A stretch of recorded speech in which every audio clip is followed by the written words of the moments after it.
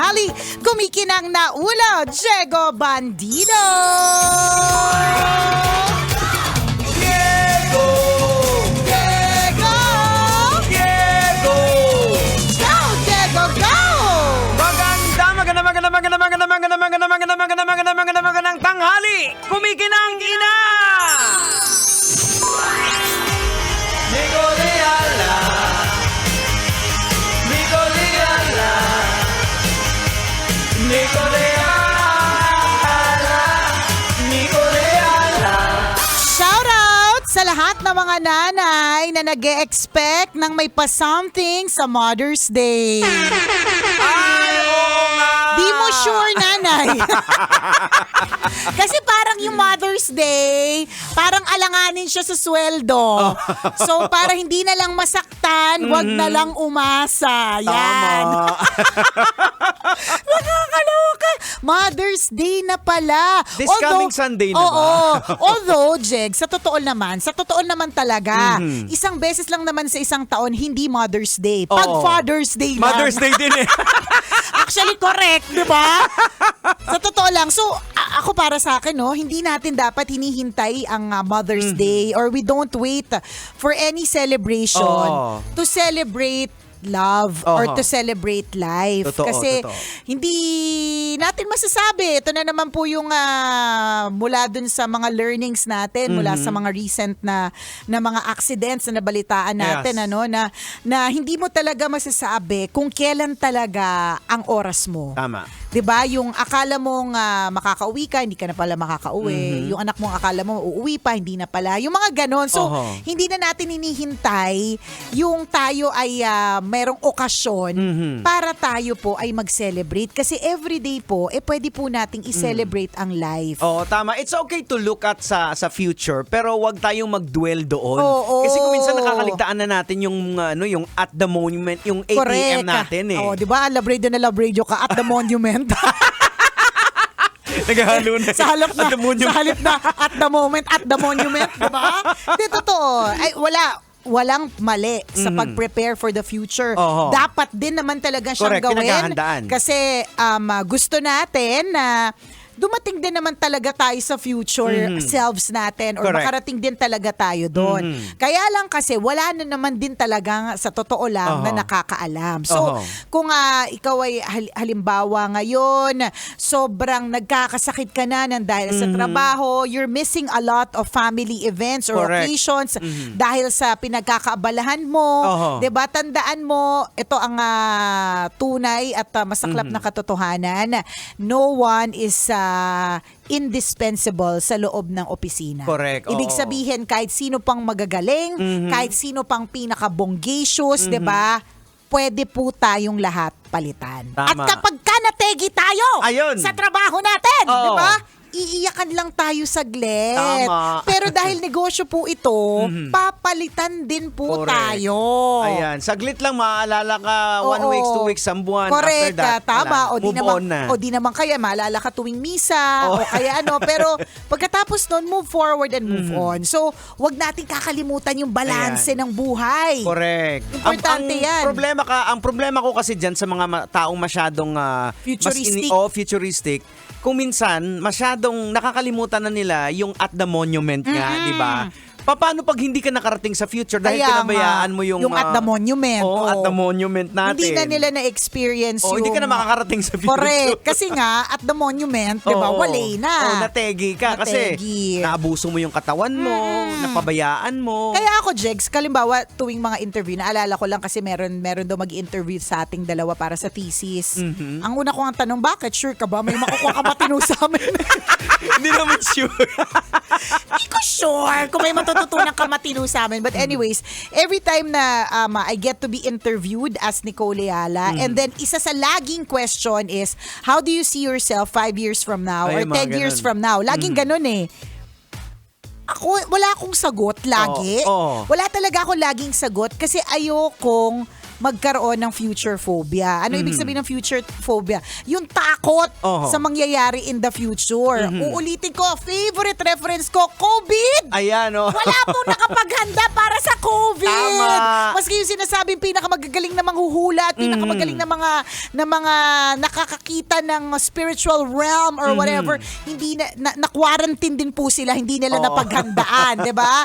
So, wala talagang makakapagsabi. Kaya wala talaga ako laging sagot. Kasi for example, kung halimbawa tinanong ako last year kung anong plan ng tambalan in the next 5 years. Tapos meron na kagad ako na very visual ako na magkakaroon kami ng TV show, tapos ang bida ay ganito yung sweldo namin, kaya ganon, di ba? Last year po, nag-resign ng Chris Chuper. Wala po nakapagsabi din nun. Wala po nakaalam po nun. Walang nakaalam. Blindside. Blind! We're all blind about the future. Pero don't get us wrong, ha? It's okay to prepare. Perfect din naman talaga yung mga nagmamanifest. Yung nagmamanifest at sinasabi nila na ito yung mga gusto nila mangyari. Totoo naman din yun. Kasi kailangan meron ka talagang goals eh. Correct. Meron ka mga gustong i-achieve. Ang sinasabi lang natin, lahat ng sobra ay hindi na maganda. Sobrang preparation for the future na nakakalimutan mo na yung at the monument, masama na yon. Sobra ka namang at the monument, correct, na pag times of emergency, wala kang madudukot, hindi rin naman maganda yon. So balance. Ang sa akin siguro kung itatanong sa akin yan, wala rin ako may isasagot kasi kung how do you see yourself 5 or 10 years from now? Kasi para sa akin, ang magiging future ko kung anong ginagawa ko ngayon at the monument. Ito yung clear path na kung anong ginagawa ko. Nagloloko-loko kung wala akong kwentang pinagagawa ko. Walang kwenta din yung future may ko. May posibilidad, di ba? Pero kung nagseseryoso ka naman sa trabaho mo, doon papunta yung future mo. Parang ganun. Wala din. Actually, hindi ka rin naman sure dyan. Di ba? Tignan mo si Chuper. Yun na talagang classic na example eh, di ba? Sino mag-aakala isang araw? Ang lolo mo magpupolitika, di ba? Sabi ko nga sa bisita nating si Rogelio Clara Pagdanganan Jr., laging buong pangalan. Thank you sa kakanin, I love it. Ayan. Yana, sabi ko nga sa kanya, naku, malapit na nga pala talaga ang halalan. Manalo kaya ang Chris Chuper, diba? Ayan, si DJ Chris. Si DJ Chris. Wala talagang hindi mo masabi. Hindi mo talaga masasabi. Kaya ang importante is the now. What we have actually, mga kabisyo, is the now. Ayan. Yun yung meron tayo eh. Marami kasing mga monument, 'di ba, sa buhay natin na hindi natin aakala. Ako na lang, 'di ba? Hindi ko akalain na tatawagin ako ni Lord. Oo, diba? at magiging pastor pa. No? Paki-explain with dance steps. Kasi hanggang ngayon nagtatanong ako, bakit ito ba ito? Totoo yan. Diba? Itong tambalan natin. Walang nakapag-isip nito eh na pwede tayong magkaroon ng tandem. Hindi eh. Parang wala talaga eh. Kaya mahirap sagutin yung what's going to happen after 5 years or 10 years. Kaya hindi ako masyadong malayo mag-isip. Kaya lagi kong sinasabi sa asawa ko yun, na share ko na rin din sa iyo eh, na sana kung magpaparepair tayo ng bahay, wag na tayo maghintay ng maraming araw bago ipa-repair. Kasi gawin na natin ngayon, kung meron naman, kahit papaano, kasi ngayon yung may problema sa bubong. 'Di ba? Ngayon yung ang mga bata ay nasa piling po natin, 'di ba? So kailan pa nila ma-enjoy yung house kung wala na sila kasi eventually the kids will leave. Yun naman yung katotohanan diyan. At yan pa yung isang at the monument na at the moment na lagi po nating tatandaan that kids grow old. Magkakaroon sila ng sariling pamilya. Magkakaroon sariling bahay. Correct. Totoo yan. Minsan may mga ganitong tumitingin-tingin yung asawa ko, sasabihin niya, ay, ang ganda niya, no? Sana magkaroon tayo na, hindi naman masama mangarap, pero sabi niya, sana maganda in the future, ganyan yung magiging bahay nila princess at prince. Parang magkatabing bahay, parang duplex, parang ganyan. Tumitingin lang siya sa nadaanan lang namin. Sabi ko, sure ka ba? Sure ka ba una sa lahat na nasa Pilipinas sila pag in the future? Sure ka ba na gusto nila magstay dito sa Laguna? Or sure ka ba? Wala eh. Wala. We can only do so much. We can only plan as much. Pero wala makakapagsabi. So kaya ulitin lang po natin, no? Isang always a wake-up call sa atin. What we have is the now. Ayan. Yung ngayon. So yun na muna yung isipin po natin. Yung Oo. ngayon, kasi yung ngayon, yun yung sure na meron tayo. Oo, kasi baka hindi ka na makarating bukas eh. Kaya kaiisip, huy, yung nak-stress Oo, ang stress totoo. po, nagdadala ng iba't ibang uri ng sakit. Kanina yung isa kong kaibigan, nagparamdam sa akin after so many years. Sabi ko, sa kanya nangyari sa'yo?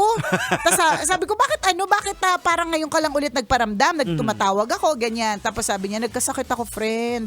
Nagkaroon ako ng, basta may something bukol sa whatever, ganyan. Tapos sabi ko, talaga, anong cause? Sabi niya, stress, Jigs. Nako. Eto na nga. Yun talaga. Kaya sabi ko sa'yo kalmahan mo lang, Oo. friend. Minsan over-fatigue, Oo, di ba? kalma lang. Huwag yung parang lagi nagmamadali. Oh, yun. For Lagi example, kami hinahabol. correct, driving. Drive slowly. Drive safely.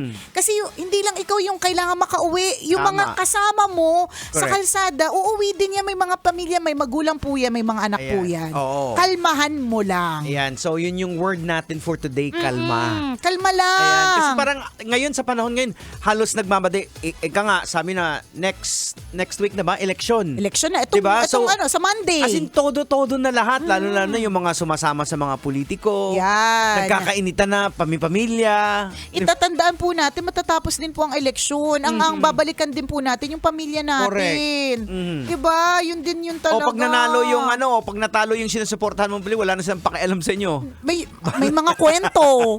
May mga promise. Oo. May mga promise na kapag nanalo, paano kapag natalo? Minsan nga kahit nanalo Oo. Kahit nanalo, yung mga promise hindi rin na natutupad. Oo, yung mga kalat nga nila, hindi nila maligpit. Yung mga poster na yan. Correct. Gobyerno Diba? pa yung maglilinis. Kaya nga So wag po tayo mag-friendship over nang dahil sa election, matatapos din po yan. Correct. Diba? Hay nako. Pero ang wish na lang din natin, kung future din lang ang pag-uusapan, talagang yung gobyerno na talagang alam mong for the people, 'di ba, na talagang iniisip ang kapakanan ng mga Ayan. tao. Kapakanan Kaya, natin. again, reminders po natin sa lahat tingnan nyo po yung mga kandidato na iboboto nyo. Kumbaga, magbigay ka rin, maglaan ka rin ng oras na i-fact check ano bang mga correct. nagawa nito. Upuan mo talaga ito. Oo, ayan. Pagko-contemplate ka din talaga. Oo. Ganyan. Kung halimbawa hindi mo mabuo yung 12, eto lang nakita mong matino, 7 o 9 o 10, di yan lang iboto mo. Correct. Huwag mo ilagay, total, kilala ko naman to, sige na lang, kulang pa kasi ako, ilalagay ko dito. Ganyan. O tapos yun yung mga nanalo. Yun lang, 'di ba? Sa lahat ng mga kabisya natin, speaking of announcements, sa darating na May 8, mag-open po ang Mayet de la Rosa Fine Jewelry Wow. sa Robinson Star Mills, Pampanga. Ay, sa mga taga-Pampanga! Yan! Shoutout po sa inyo! Yan, shoutout din kay Ninang Mitch Kahayon. Uy, ayan, ang tagal na natin simula nung huli tayo nagkaroon Kaya ng nga ng nag-event. Oo. Diyan sa Caloocan. See you soon and happy birthday! Ayan, happy birthday! Diba? Sa lahat ng mga nagse-celebrate ng birthday naway, mag-enjoy po kayo ngayong araw na ito. Ito na naman, ulitin natin. Oo. At the moment. At the moment. Wag nating kakaligtaan yan yung at the moment. So yung birthday mo ngayon, Oo. maging masaya ka na dagdagan ka ng isang taon. Tama. Meron akong kakilala. Eto na naman po tayo sa pagchichismis na mga Tabi-tabi kakilala. sa mga kakilala.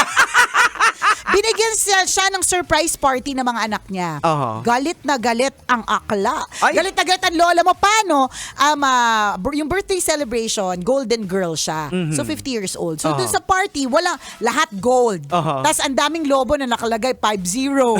Galit na galit kasi ayaw niya ngang aminin Na 50 na siya. 50 years old na siya. In fairness naman to her, mukha naman talaga din siyang bata. Aha. Kaya lang, tandaan privilege po yan. Totoo. Blessing po yan. Ayan. So, Sa halip dapat na bragging magreklamo, rights mo siya correct. Umabot ako ng 50. Parang yung Love Radio, 50 na ngayon. 50 Tama. years, di ba? Bragging rights din po talaga Oo. yun. Ipagpapasalamat po natin at hindi po natin ikarereklamo. Tama. Yan. Siya mga kabisyong, oras po natin, 12:39. Ako pong kumikinang na ulo, Diego Bandido. At akong kumikinang ina mo, Nicole Yala. Kailangan pa bang i-memorize yan? Basic!